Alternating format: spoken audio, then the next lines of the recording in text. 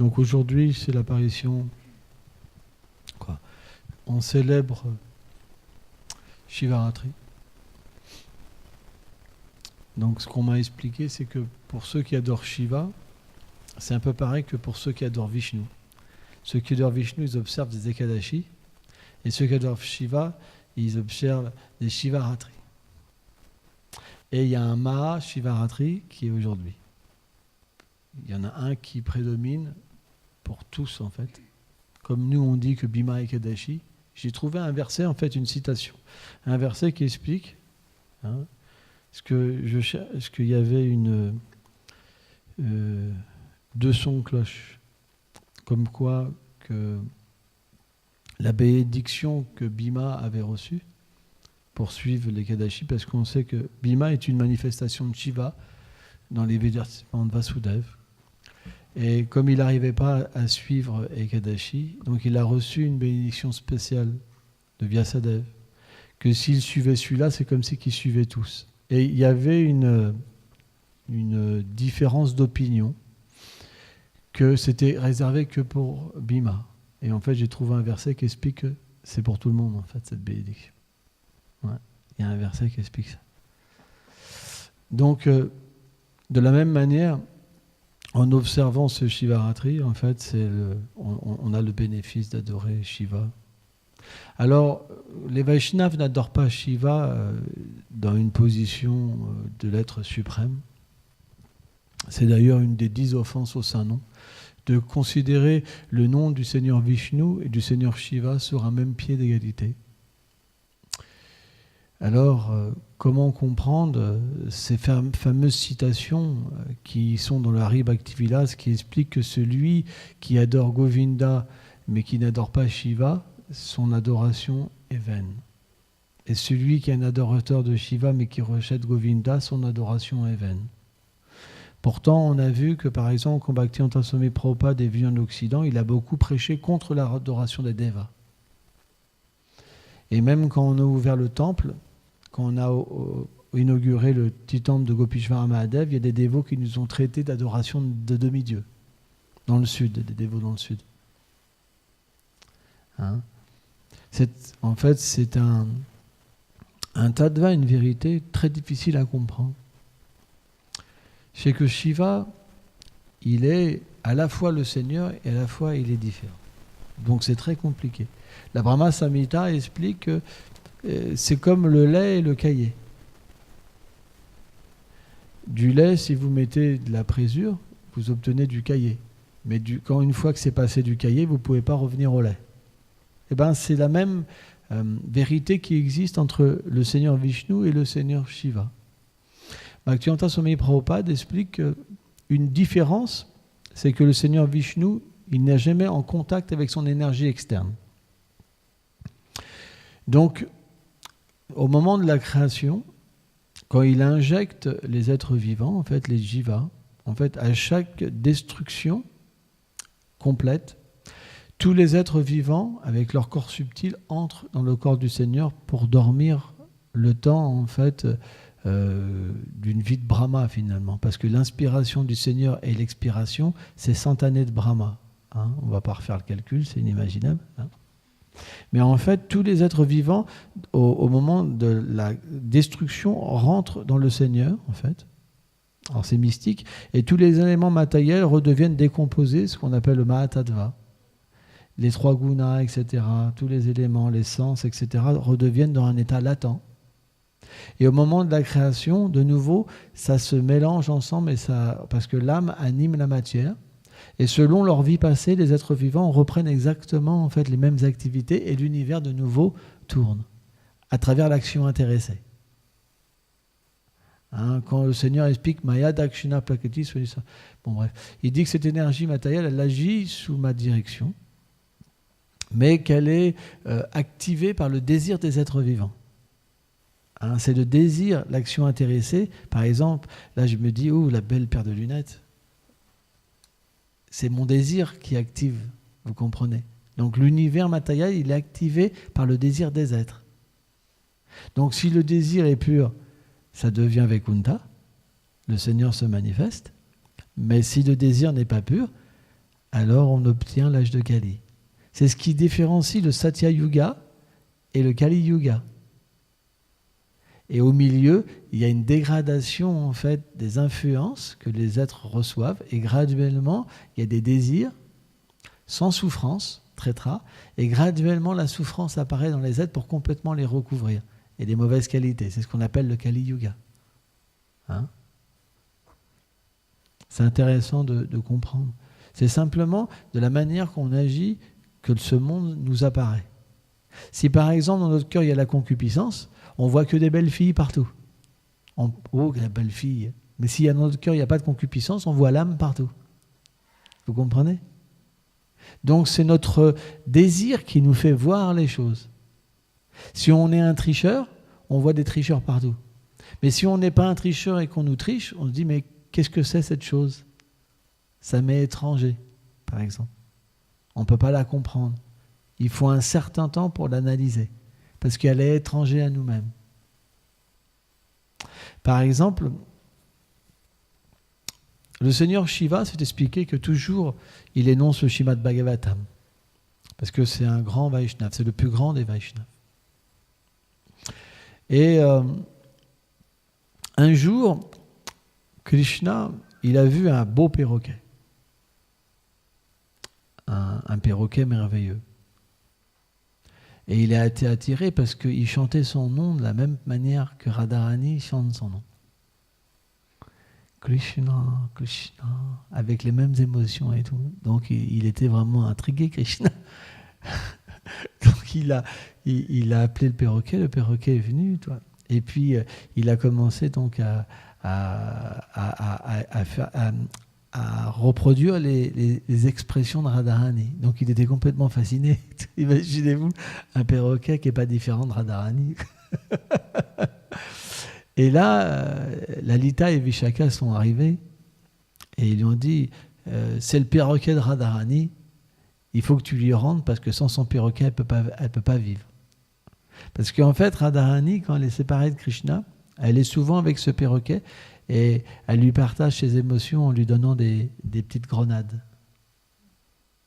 Elle lui dit chante les noms de Krishna, Bolo Krishna, Bolo Krishna. Et donc c'est un confident très spécial de Radharani, Shuka en fait. C'est Sukadev en fait. Et donc comme Krishna, il ne voulait pas rendre le perroquet, ils ont été voir Mère Yashoda.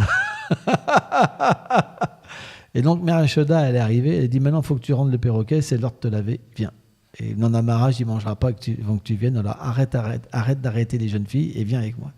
Donc ils vont récupérer le perroquet.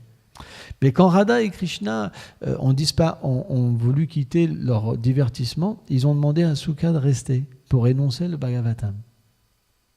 Et Sukadev, bien sûr, il était très triste, parce que c'est le perroquet de Radharani. Il ne peut pas être séparé de Radharani. Donc il a pris refuge, en fait, au mont Kailash, là où il y a Shiva. Parce que Shiva énonce constamment le Bhagavatam. Et là, il a pu, comme le Bhagavatam n'est pas différent de Srimati Radharani, parce que le Bhagavatam contient à chaque phrase, chaque mot, c'est une glorification de Radharani. Hein? Tous les divertissements de Krishna sont une glorification de Radharani. Par exemple, l'épisode de Varadev, par exemple. La terre, elle est une des femmes du Seigneur suprême. Et elle plonge dans l'océan de lamentation, comme Radharani, il va la chercher. Tout est Radharani, en fait. Mais simplement, un Rasika Bhakta peut le voir, en fait, et entrer dans les doux divertissements, en fait, cachés. C'est complètement caché. Caché parce que ça ne peut pas être révélé à des gens qui n'ont pas de qualification. C'est de la même manière, par exemple, comme Madhu Bangal. Devant Krishna, devant sa mère, il explique que Krishna a rencontré Radharani dans la nuit. En fait, comme c'est fait avec certains mots, elle ne peut pas comprendre. Mais Krishna est super gêné, en fait. Il dit, qu'est-ce qu'il fait, toi ? Parce que Krishna, il peut comprendre la manipulation de la poésie, mais pas Mère Yashoda, parce qu'elle est dans le Vatsyala Ras. Parce que Madhu Mangal est situé dans le Madhurya Ras, puisqu'il est un Priyanamasaka. Donc il a plusieurs fonctions, Madhu Mangal aussi, comme un pâtre, si on dit bouffon, c'est une façon de parler, hein, c'est d'une bonne manière, quoi. Ça veut dire qu'il est très rigolo, mais il est aussi situé dans les relations d'amour. Hein. Et quand il parle, il a un dialecte que ceux qui sont dans le Vatsalyaras, ils ne peuvent pas comprendre. Hein. Donc ça, c'est une chose. Et donc, Sukha, il a pris refuge donc, de l'ermitage de Shiva. Et c'est expliqué que les 3 premiers chants du Bhagavatam, c'est très philosophique. C'est extrêmement philosophique. Hein, c'est pour établir une base. Hein. La philosophie est pour nous très importante parce qu'on ne peut pas aller vers Radha et Krishna par les sentiments matériels. Donc il nous faut une base philosophique pour pouvoir transcender la nature matérielle. Avoir une base pour agir parfaitement, pour transcender les 3 gunas, pour purifier notre existence, de penser qu'on est une femme, de penser qu'on est un homme, de penser qu'on a une relation avec le monde matériel. S'il n'y a pas cette base-là, le reste, ça ne marchera pas. Tout est faux, en fait, parce qu'on voit à travers nos sentiments matériels. Donc on va même penser que c'est une bonne chose que je sois dans ce monde amoureux de quelqu'un, etc., etc. Donc, Sukha, il a pris refuge de l'ermitage de Shiva. Et Shiva, donc, Gauri, donc sa femme, Parvati, lui avait demandé d'énoncer le Srimad Bhagavatam pour son plaisir. Elle voulait entendre les gloires de Radharani. Parce que Gauri est une manifestation partielle de Radharani. Hein? Hein? Et donc, naturellement, bon, c'est pour offenser personne, hein, mais les Écritures expliquent que les femmes n'aiment pas trop écouter la philosophie.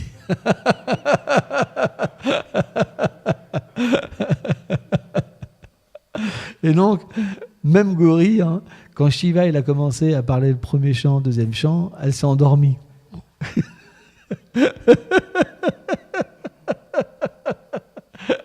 Et en fait, pour que elle avait cette habitude, tant que Shiva parlait, elle faisait pour qu'il sache qu'il est sans ça, et Shiva après il pouvait la réveiller, quoi.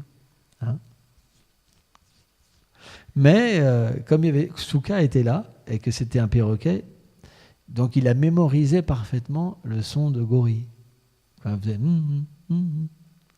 et en fait Shiva continuait, et puis et Gauri dormait, mais et à un moment, Shiva, il a réalisé qu'en fait, qu'il s'était fait tromper, tu vois, parce qu'il a vu que Gauri dormait. Et là, il s'est dit, mais qui fait ça, qui fait ça? Et là, il a vu le perroquet, la Visuka, et il a tout de suite compris que simplement un perroquet pouvait refaire la même chose, le même bruit, imiter. Et là, il s'est dit, il a entendu le Bhagavatam, il n'est pas qualifié, je vais le tuer. Carrément. Il dit personne qui n'est pas qualifié n'a le droit d'entendre le Bhagavatam. Donc il a poursuivi en fait Sukha avec son trident pour le tuer. Et donc Sukha, qu'est-ce qu'il a fait? Il a pris refuge de l'ermitage de Vyasadeva. Et il y avait la femme de Vyasadeva en fait, hein, qui était en extase et qui avait la bouche ouverte parce qu'elle écoutait le Bhagavatam aussi. Et il est rentré en fait dans la bouche de Sukha. De la femme de Vyasadeva. Et il est resté 16 ans. Et après, on sait qu'il est apparu en tant que Sukadeva Goswami. Voilà. Donc, Sukadeva Goswami, c'est le perroquet très cher de Radharani. Donc, Shiva, c'est expliqué dans le 4e chant que ça met... non, on va plutôt amener ça différemment. Il y a différentes manifestations de Shiva. Hein? Par exemple, quand les 4 Kumaras ont refusé d'être des procréateurs, Brahma est rentré en colère. Et de sa colère s'est manifesté Rudra. Alors Rudra est une manifestation partielle de Shiva. Même certains textes disent qu'un Jiva peut devenir Rudra. Donc c'est comme une mise en pouvoir. Parfois c'est Shiva, parfois ça peut être un Jiva. C'est expliqué, je l'ai déjà lu. Hein. Alors il y a longtemps, mais je l'ai déjà lu.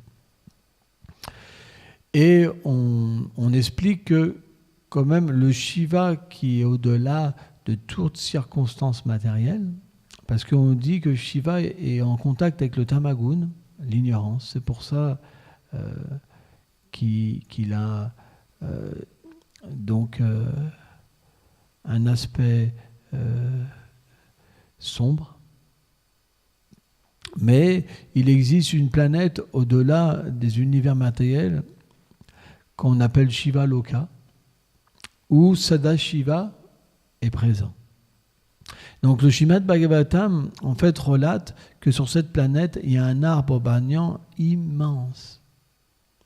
Vraiment immense. Et puis, il y a une description de cette planète qui est inconcevable, quoi. Où il y a beaucoup d'animaux, etc. Mais sous cet arbre, il n'y a aucun bruit. Zéro bruit. C'est la paix suprême. C'est l'extase suprême et la paix suprême. Et Shiva, en fait, médite à cet endroit. Avec tous les sages, en fait, de l'univers. Ils viennent apprendre de Shiva la nature du service de dévotion. Et donc, le Bhagavatam explique que Shiva, bien sûr, il médite toujours sur le Seigneur suprême. Toujours. Et il accompagne toujours le Seigneur suprême dans ses différentes demeures. Par exemple, on sait qu'Hanuman, c'est Shiva. On sait que Bhima, c'est Shiva. Ashvatam est une manifestation partielle de Shiva. On sait que Shiva est présent à Goloka Vrindavan sous la forme de Gopi Shiva. Par exemple, une fois, Shiva, il a voulu participer à la danse rasa. Mais aucun homme peut participer à la danse rasa. Mais il a eu une bénédiction, en fait. Et donc, il a pu avoir un corps de Gopi. Et quand il est venu à la danse rasa, il y a eu quelque chose qui n'allait pas. Il y a quelque chose qui n'allait pas. Ils ont senti qu'il y a quelque chose qui n'allait pas. Donc les gopis l'ont approché. Il dit, qui tu es? Qui tu es? Et Shiva, il ne savait même pas qui il était. Quelque part. Il avait juste un corps de gopi. Qui est ton mari? Et les gopis lui posent. Il ne savait pas quoi répondre. Qui est ta famille? Ah, ils lui ont mis des claques. Et à un moment, il a hurlé comme ça. Donc Krishna est venu à sa rescousse.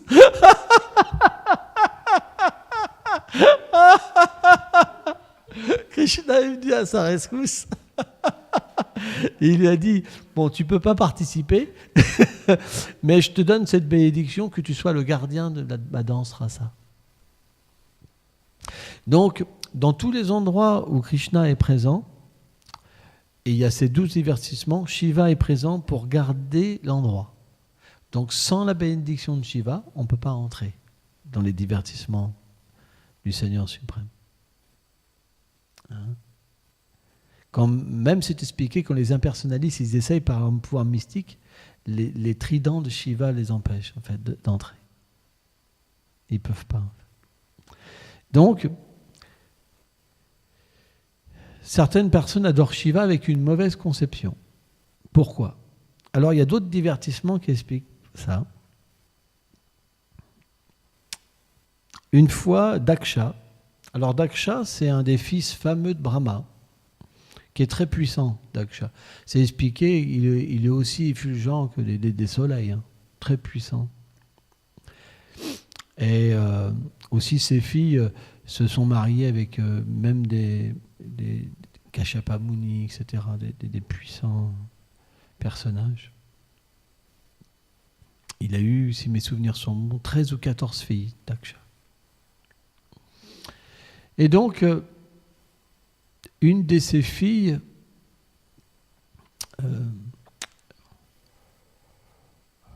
Sati, elle s'est mariée avec Shiva. En fait, c'est Parvati qui avait repris naissance en tant que la fille de Daksha. Mais un jour, Daksha a fait un énorme sacrifice. Alors, c'est un peu pour satisfaire le Seigneur, mais aussi un peu pour sa propre gloire, quelque part, parce qu'il n'est pas débarrassé du faux égo. Et quand il est rentré, en fait, dans l'arène, il est tellement puissant que tous se sont levés, sauf Brahma, parce que c'est son père, et c'est normal. Mais Shiva a été absorbé en méditation sur Sankarshan, parce que c'est la déité de Shiva, quoi, dans son aspect, dans le monde matériel. Et comme Shiva, c'est le gendre de Daksha, quand Daksha, il a vu que Shiva ne s'était pas levé, ouah, il est rentré dans une colère. Il lui a dit, regardez-le. Il n'a que de nom Shiva, parce que Shiva, ça veut dire que celui qui est le suprême bon augure. Il n'a que de ce nom de bon augure, que ce nom. Regardez-le. Il est habillé de cendres. Il a des crânes. Il a des serpents.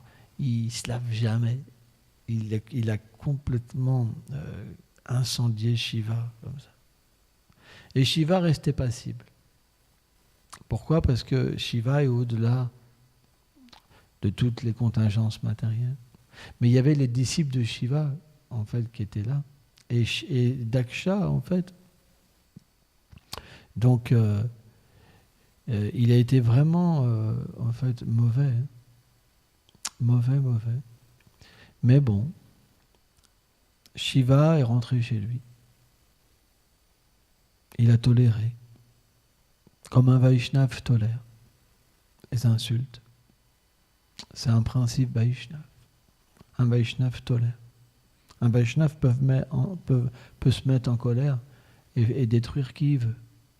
C'est un principe. Et un jour, donc Daksha, pareil, il a refait un sacrifice. Mais il n'a pas invité Shiva, dû à cette histoire. Et donc Sati, en tant que femme, Prabhupada dit, elle aime bien voir sa famille, quoi. Les femmes aiment bien voir la famille, les amis, son père, etc. Et donc elle voyait de sa planète, en fait, tous les demi-dieux qui allaient au sacrifice, comme ça. Et donc elle est devenue vraiment impatiente. Et elle a dit donc à son mari, Shiva, qu'elle voulait aller voir le sacrifice fait par son père. Et Shiva lui a dit, je ne te conseille pas. Parce que là où on n'est pas honoré, là où c'est des gens qu'on aime, ça fait très mal. Et c'est comme un suicide. Il n'y a rien de pire de se faire tricher par les gens qu'on aime. On a mis toute notre confiance. C'est comme si le cœur il est ouvert. Ça fait mal. Quelqu'un qu'on n'aime pas, s'il nous triche, c'est pas très grave. On va se mettre en colère un petit coup et c'est fini, quoi. Vous comprenez ? Mais des gens qu'on a mis toute notre confiance et qui nous trichent, Shiva lui a dit, ça sera comme la mort pour toi d'aller là-bas. Mais c'est expliqué, elle était comme une pendule, vous savez, comme un mécanisme de pendule. Elle allait, elle venait comme ça, en colère. Elle était carrément en colère contre Shiva, parce qu'elle l'empêchait d'aller là-bas. Et finalement, donc, elle a pu y aller. Donc elle est partie, mais Shiva ne voulait pas qu'elle soit seule. Donc elle est montée sur Nandi, le taureau de Shiva. Et il y a eu toute l'armée de Shiva qui est partie, de spectres, de gens étranges, parce que Shiva, c'est Bhuteshvar, celui-là qui est le protecteur, en fait, des alcooliques, des fantômes, etc. Donc c'est particulier. Et donc, quand elle est arrivée, sa mère lui a souhaité la bienvenue, ses sœurs lui ont souhaité la bienvenue, mais Daksha, il ne l'a même pas regardé. Il ne l'a même pas regardé. Et même si elle a reçu l'accueil de sa mère et de ses amis, de ses sœurs, elle n'a pas pu le supporter. Et elle a dit, oh toi, que on appelle mon père. En fait, tu ne connais rien de la gloire de Shiva. Et donc, elle commence à glorifier la position de Shiva d'une manière merveilleuse, parce que c'est Parvati, quoi. Elle connaît tout des gloires de Shiva, quoi. Hein? Et donc, elle lui a dit, je pourrais te maudire et te détruire, mais je ne vais pas me salir. Mais ce que je veux, c'est me défaire de ce corps. Parce que quand je pense à ce corps, quand je pense que Shiva m'appelle Dakshani, en fait, la fille de Shiva, alors ça me répugne. Et par ses pouvoirs mystiques, elle a enflammé son corps, elle a quitté son corps. Et là, quand les disciples de Shiva, ils ont vu ça, alors ils sont mis à attaquer, en fait, Bhrigu, en fait, qui était le prêtre, et Bhrigu, l'assemblée, en fait, pour détruire le sacrifice, et Bhrigu Muni, donc, a fait apparaître des milliers de soldats, en fait, comme ça. Donc, il y a eu une bataille, et il y a eu surtout des malédictions, en fait. Il y a eu des malédictions. Et les malédictions, en fait, alors les malédictions, est-ce qu'elles ont eu dans la première rencontre ou la deuxième? Je ne me rappelle plus. Bon, bref, il y a eu des malédictions. Pour revenir à ce que je disais, c'est que les serviteurs de Shiva ont expliqué que, en fait, ceux qui accompliraient des sacrifices védiques, ils seraient juste empêtrés dans l'action intéressée et ne pourraient pas se libérer de ce monde. Et Bhrigu Muni, en fait, a proféré une malédiction sur les adorateurs de Shiva, c'est qu'en fait, ils deviendraient des impersonnalistes. C'est pour ça que la plupart qui adorent Shiva, ils se prennent pour Shiva. C'est dû à une malédiction, en fait, qui est racontée dans le Bhagavata. Et donc, il y a eu une bataille et ils ont mis en déroute les serviteurs de Shiva. Et ils sont revenus à Shivaloka. Et quand Shiva, il a entendu que sa femme avait disparu à cause de Daksha, il est rentré en colère. Il a pris un cheveu avec un mantra, il a fait apparaître un démon Vilabhadra, un démon mais énorme, avec la colère de Shiva. Il dansait. Et il lui a dit, va, détruis. Tue Daksha. Et là, ils sont arrivés, ils ont massacré tout le monde. Et Daksha est très, très puissant. Vilabhadra, pourtant, il était tellement puissant qu'il n'arrivait pas à couper la tête de Daksha. Il n'arrivait pas à tuer Daksha. Donc, il a pris l'endroit où on coupait la tête des animaux, il l'a mis, et après, il a pu quand même couper sa tête. Donc, le sacrifice était gâché. Et Brahma, donc, les demi-dieux avaient peur, parce que Shiva était très en colère. Donc, Brahma est venu donc, voir Shiva pour l'apaiser. Il a demandé donc à Shiva de réparer quand même, parce que voilà, parce que l'épouse de Shiva, elle est éternelle, elle est déjà apparue. Elle avait repris naissance en fait, de nouveau. Et il a dit d'accord, hein, mais il a dit comment il allait remettre les dents, par exemple, les ceci, les cela, aux gens, selon en fait les paroles qu'ils avaient dit. Parce que de la manière qu'ils avaient offensé Shiva, les serviteurs avaient cassé leurs dents, etc. Quoi. Quand ils avaient fait un geste, Daksha lui avait coupé la tête. Tout avait une signification. Alors je ne me rappelle pas de tout parce que j'ai lu ça il y a des années. Il y a longtemps que je n'ai pas lu ça. Mais bref, donc Shiva, il a dit pour Daksha, la punition, c'est qu'il allait avoir maintenant une tête de chèvre. Comme il a été comme une chèvre, il allait avoir une tête de chèvre. Et donc, en fait, en remettant une tête de chèvre sur le corps de Daksha, Daksha a repris conscience. Et il a pris conscience de son offense. Hein? Et donc, il a demandé pardon à Shiva. Voilà, bon, on peut dire beaucoup de choses sur Shiva. Hein. On va faire une petite abhishek maintenant. Hein.